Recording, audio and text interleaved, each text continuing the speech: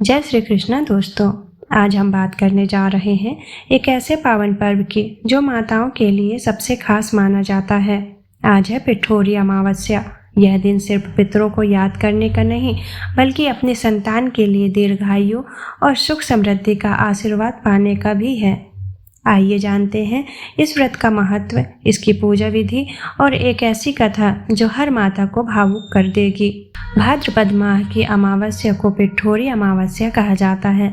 शास्त्रों में इसका नाम कुशग्रहणी अमावस्या बताया गया है।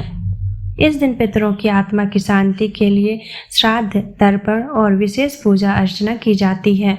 कहते हैं कि पिठोरी अमावस्या पर पितरों का विधिवत श्राद्ध करने से उनकी आत्मा को शांति मिलती है और पितृ पूरे साल प्रसन्न रहते हैं। इस दिन माताएं अपने बच्चों की दीर्घायु और सुख संपन्नता के लिए व्रत उपवास रखती हैं। पिठोरी अमावस्या का महत्व। पौराणिक मान्यताओं के अनुसार पिठोरी अमावस्या पर पितरों की शांति के लिए तर्पण और श्राद्ध करने की परंपरा है। इस दिन पितरों का श्राद्ध करने से पितृ प्रसन्न होते हैं और पूर्वजों का आशीर्वाद हम पर बना रहता है। पिठोरी शब्द का अर्थ होता है आटे से बने चित्र या मूर्तियाँ। इस दिन महिलाएं आटे से देवी देवताओं की प्रतिमाएं बनाकर उनकी पूजा करती हैं और घर की खुशहाली की कामना करती हैं। पिठोरी अमावस्या पर श्राद्ध करने की विधि। प्रातः काल में स्नान आदि के बाद पितृ पूजन का संकल्प लें। फिर किसी पवित्र स्थान पर बैठें और कुशा हाथ में लेकर पितरों का स्मरण करें। ओम पितृदेवाय नमः या ओम नमः शिवाय मंत्र से आवाहन करें। तांबे या पीतल के पात्र में जल, तिल, चावल, पुष्प, कुशा डालकर हाथ से अर्पण करें। फिर जल को दक्षिण दिशा की ओर छोड़ते हुए पितरों के नाम का उच्चारण करें।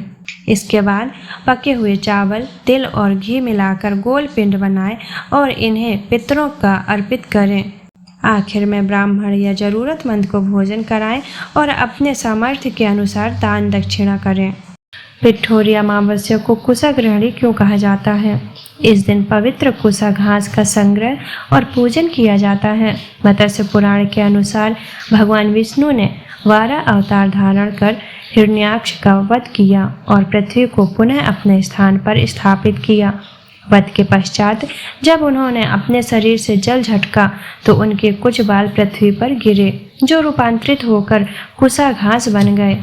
मान्यता है कि कुश की जड़ में ब्रह्मा, मध्य में विष्णु और अग्रभाग में शिव का वास होता है। इसीलिए इस दिन एकत्रित की गई कुश को बहुत शुभ और पवित्र माना जाता है और इसका उपयोग साल भर पूजा पाठ और पितरों के तर्पण जैसे कार्यों में होता है। यही कारण है कि इस अमावस्या को कुशग्रहणी अमावस्या कहते हैं। 64 योगिनियों की पूजा का महत्व। कथाओं के अनुसार भाद्रपद की पिठोरी अमावस्या पर मां पार्वती ने 64 योगिनियों के साथ मिलकर गणेश जी की पूजा की थी। दरअसल पिठोरी शब्द का अर्थ होता है आटे की मूर्तियाँ। इसीलिए इस दिन महिलाएं आटे से 64 योगिनियों की प्रतिमाएं बनाकर उनकी पूजा करती हैं। 64 योगिनियाँ देवी शक्ति का रूप मानी जाती हैं और उनकी आराधना से सुख समृद्धि और सौभाग्य की प्राप्ति होती है। पिठोरी अमावस्या की पूजन विधि। इस दिन महिलाएं प्रातः काल में स्नान कर स्वच्छ वस्त्र धारण करती हैं और पूजा की तैयारी करती हैं। स्नान के बाद सबसे पहले सूर्य देव को जल अर्पित करती हैं और फिर पितरों पर जल अर्पित करती हैं। पितरों के लिए जल अर्पित करते समय ओम पितृभ्य नमः मंत्र का जाप किया जाता है। पूजा स्थल में घी का दीपक जलाकर बच्चों के नाम से व्रत का संकल्प लेती हैं। मान्यता है कि इस दिन विधि पूर्वक पूजा करने से संतान के जीवन में सदैव खुशहाली बनी रहती है। दक्षिण भारत में पिठोरी अमावस्या को पोलाला अमावस्या भी कहा जाता है। पिठोरी अमावस्या व्रत कथा। बहुत पहले की बात है। एक परिवार में 7 भाई थे और सभी का विवाह हो चुका था। सबके बच्चे भी थे। परिवार की सुरक्षा और सलामती के लिए 7 भाइयों की पत्नियां पिठोरी अमावस्या का व्रत रखना चाहती थीं। लेकिन जब बड़े भाई की पत्नी ने व्रत रखा तो उनके बेटे की मृत्यु हो गई। दूसरी बार व्रत रखा तो दूसरे बेटे की मृत्यु हो गई। 7वें साल भी ऐसा ही हुआ। तब बड़े भाई की पत्नी ने इस बार अपने मृत पुत्र का शव कहीं छिपा दिया। उस समय गांव की कुल देवी माँ पोलेरम्मा गांव के लोगों की रक्षा के लिए पहरा दे रही थीं।